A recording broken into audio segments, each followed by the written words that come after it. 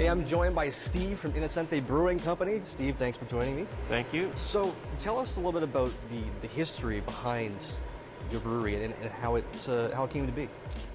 Well, going back to 2012 when I was a postdoctoral fellow in Scotland. I was a scientist studying yeast or working with yeast, and started the brewery part-time. I was an avid home brewer and entered a number of home and professional brewing competitions and ended up winning them. Nice. And then decided to turn part-time professional. And so when you started off, did you have an idea of what you wanted to create, or was you just like trying anything and everything? A bit of both, actually. Like in Britain, I was sort of out there in terms of the levels of hops that I would put in a beer, so I had a niche following. And in Britain, with, 65 to 70 million people, a niche following is quite a large following. Right. That was really my shtick over there, trying, taking existing beer styles and making them slightly more hoppy, in some cases a lot more hoppy. And so really towards the end, I was selling from Inverness all the way down to London, which is covering about 44 or 45 million people. So it was a lot to keep up with part-time.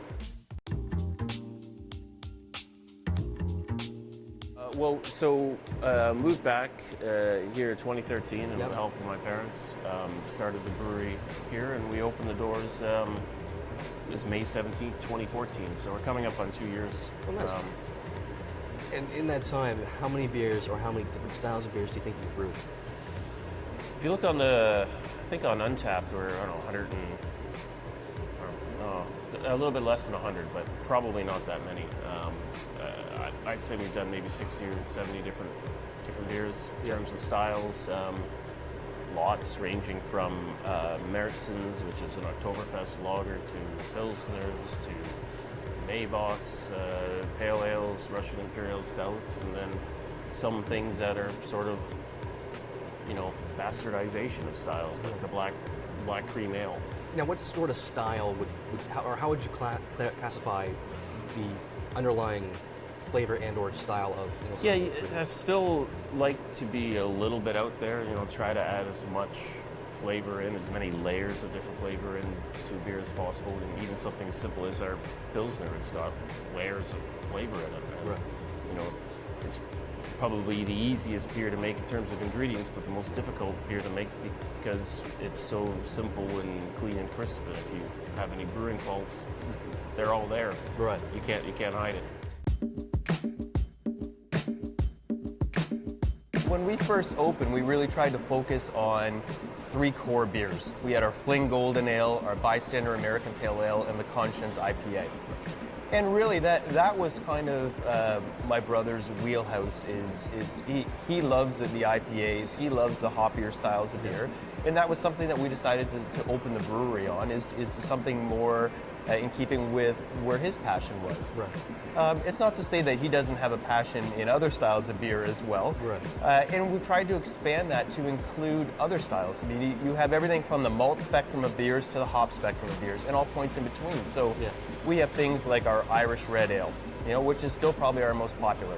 Our Charcoal Porter, a beer that we did in collaboration with Beertown, who's a huge supporter of us locally, and of other craft breweries. So that was done as a collaboration brew between the two of us. We came up with an idea. It's a beer that we happen to win a gold medal at the Canadian Brewing Awards for. Nice. So it's kind of ironic that we decided to start with the hoppier style beers, and then we win a gold medal with a beer that's on the opposite side spectrum of beer styles. So we have all points in between, including some terrific barrel-aged beers that, we've done our Russian Imperial Stout, which is a big, full-bodied, complex beer at 11.5% alcohol. Yeah, you definitely won't be sipping that stuff. Yeah, exactly. And we split the batch really into two portions. One went in Jack Daniel's barrels and one went in red wine barrels. And it was aged for 6 to 9 months. And when it comes out, it's got a terrific flavor. I mean, we can't keep that bottled quick enough to get it in the shelves. How was it getting people to find the brewery and kind of draw people in. Can you speak to that? Yeah, sure. I mean, that's always a bit of a challenge is getting people to recognize your brand. I mean, I think that transcends just the beer industry and goes into any industry as a small business, and people forget that we are a small business. I think, we try and get involved with the community through charitable organizations, community sport connections, Meals on Wheels, whether it's the food bank, whether it's Habitat for Humanity. We try and get back, to these organizations as well. They need a hand, and we're in a position where we could help them. And whether it's through fundraising events, charity golf tournaments, we can come out and do some sampling. It's good exposure for us as well. It helps them, and it's good exposure for us to introduce our product to a whole new range of people that maybe wouldn't be exposed to it. Right.